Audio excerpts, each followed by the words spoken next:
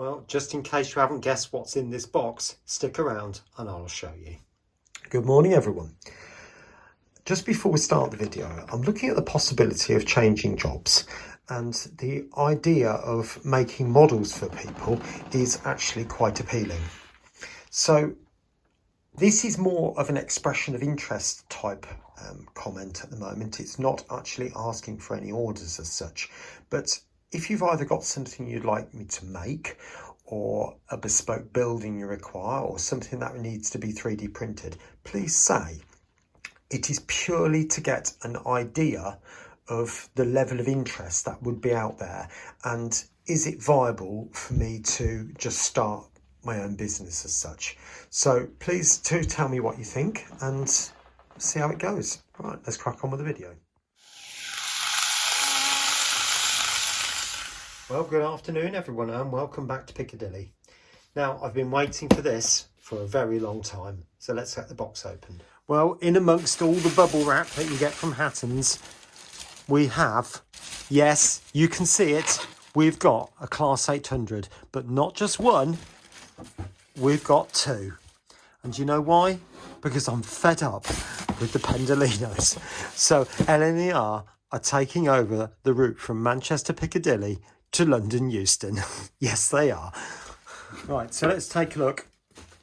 Now, it comes in quite a nice box set, which is quite reminiscent of the Revolution Trains one. I have to be honest, that is a very nice box as well.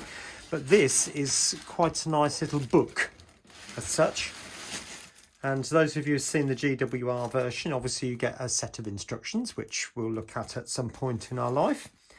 But then there's the train itself. Yes, we've got the LNER version, and this was the one I chose to go for. The idea originally was that this was going to be repainted into the Trans-Pennine Express, and I may decide to get some more and actually do that. But as I said before, I'm getting a little bit fed up with the Pendolinos constantly derailing. So we've got, this is the dummy car, and I have to say, that is absolutely beautiful. The application of the livery is just gorgeous. You can just about make out the running number there. It is very small, quite plain on the bottom, I have to say, but that's fine. Coupling, or the bogies, seem quite free.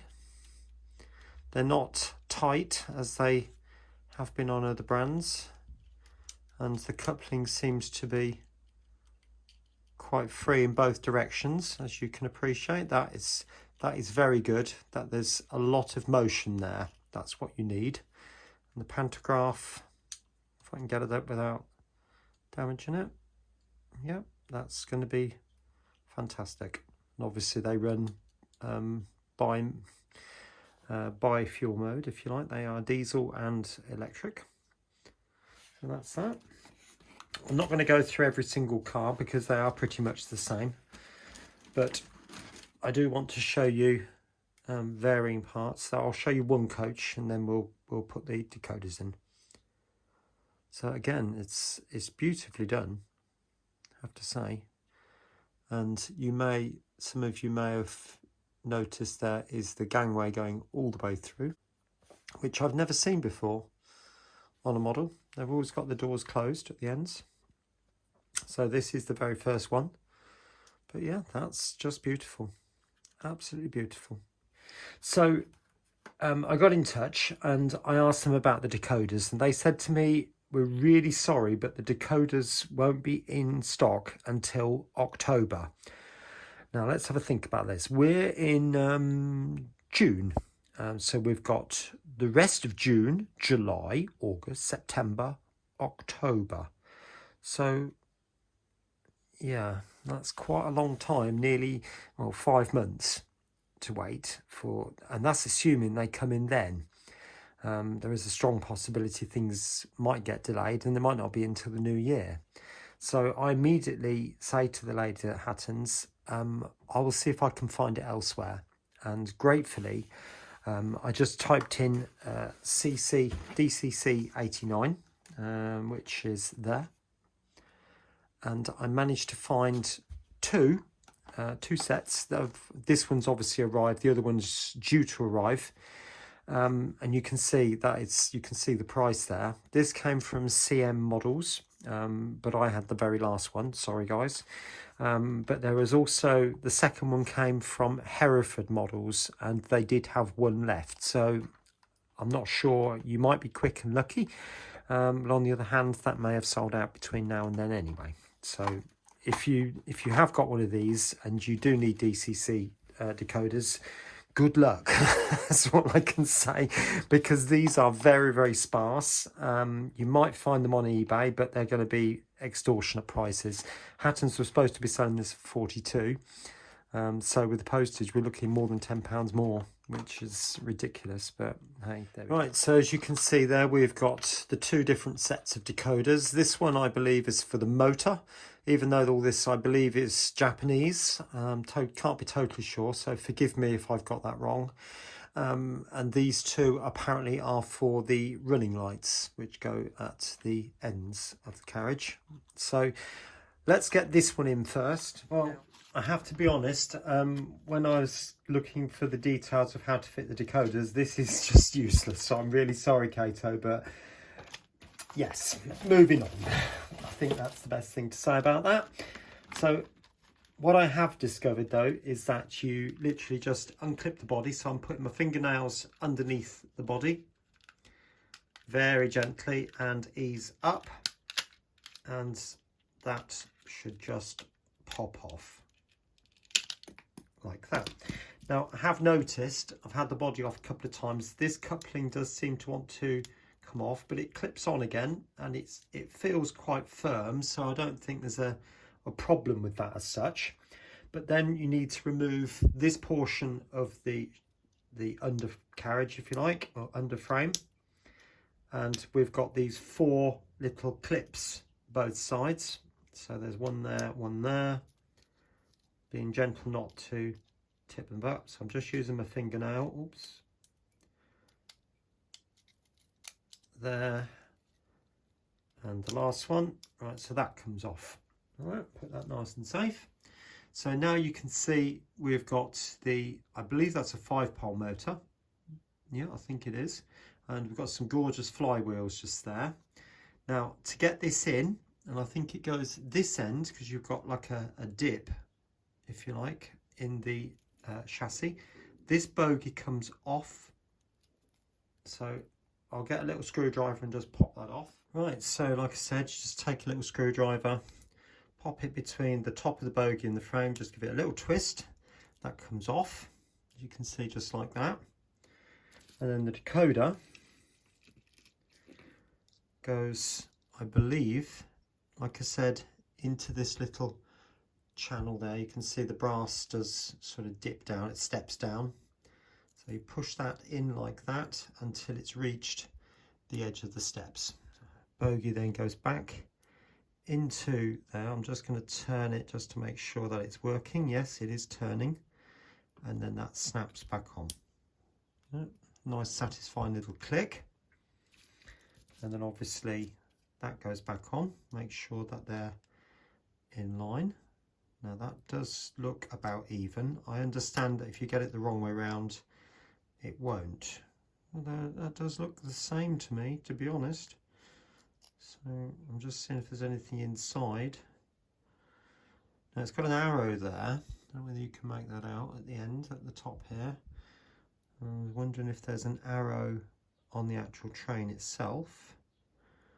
I can't see, although having said that, that's angled up there, so I'm just going to put it on the same direction as that. It's clipped back on nice and easily, and then the coach body again, it's got an arrow inside there. You may be able to make that out. So with the arrows going in that direction, in my case, I'm going to snap that back on.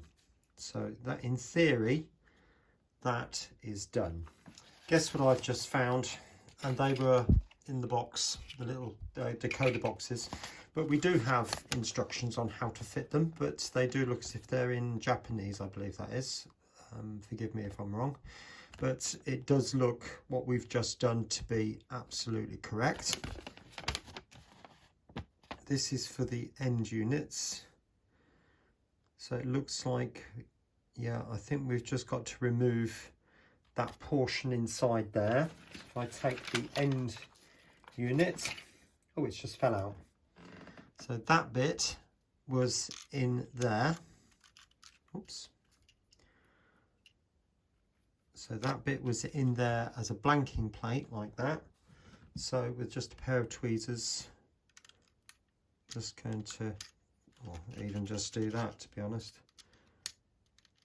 Take that out. You know, it was out, wasn't it? And I had to put it back in, but never mind. So there's the decoder, and I'm assuming that goes in that way. Oops. So we've got if you look at the picture of the decoder there, we've got a little brass strip on the right hand side of that, and if you look at the decoder there, there's a little brass strip on the right hand side of that tab. I'm hoping that's clear, and at the bottom it's in the center. So that is correct, and it goes in that way. So I'm going to pop it in now. I believe that's it. So it just needs the blanking, or the bit back on the top, and I believe that's installed. Right, I just thought I'd show you the coupling side of things. So I've got both coaches on the track, and I have to say they're running very freely. Oh, and it just connected. I will put another one on. Now I'm putting them on in the order that they come in the box, because it says that the power car is number 2. That's it. That is incredibly easy. And this one is the power car because it's got the most weight. So I'm just going to put that on the track as such. Oops, that one's not connected quite so easily. Wondering if there's an issue there. Have I got it the right way around? Maybe. Let's try it that way. Yep, that's got it. Right, as I've just put it on the track, I've noticed we've got the red lights appear at this end, and trust me, the red lights are on at that end. So if you saw Greg Delton's review of the GWR version, he had a very similar thing. But the thing is, I haven't coded it yet. So in fairness, let's code it. Well, I have to say that's a bit of a nightmare. They go in easy enough, but whether you can get them to program properly is another matter. But if you notice the ends of the decoders, if you remember I said about the little brass bit, you've got one on the right and one in the centre. And you have to just turn one round so that they're opposite ends. Otherwise you'll get the same lights at both ends. If you do that and have it set to number 3 on the original decoder, address setting that is, then it should program properly, and then hopefully when I rechange it, it should reprogram correctly. So check it all first on address number 3. There's the Z21, I'll just put it up there. Now I've put that to CV3 at 25. I might lower that a little bit. And I've also set CV5 to 254. So it should pick up speed now.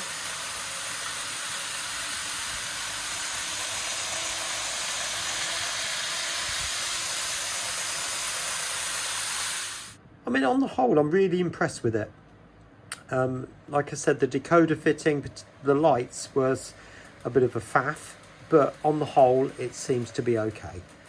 Right, so let's get it on the main layout and see it running around into Piccadilly. Right, welcome back. So you see the Virgin HST running around there, or Lner HST, and the new arrival coming out on the shed, off the shed. A bit of a hesitation there. Hopefully that's not a sign of things to come. as the brand new train enters the station. Ooh. Do seem to be stopping once or twice there.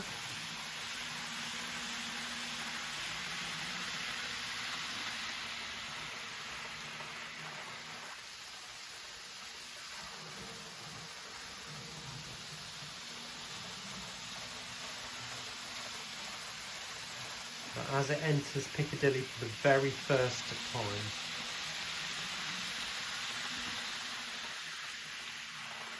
Okay, now just in case anybody does say, Lner, don't run into Piccadilly. Yes, I know, but I've had so many issues with my Pendolinos, both of them, constant derailing. It comes a point where I've just had enough. I'm not saying that they won't appear again, but you know, I'm almost at the end of the tether with them, to be fair.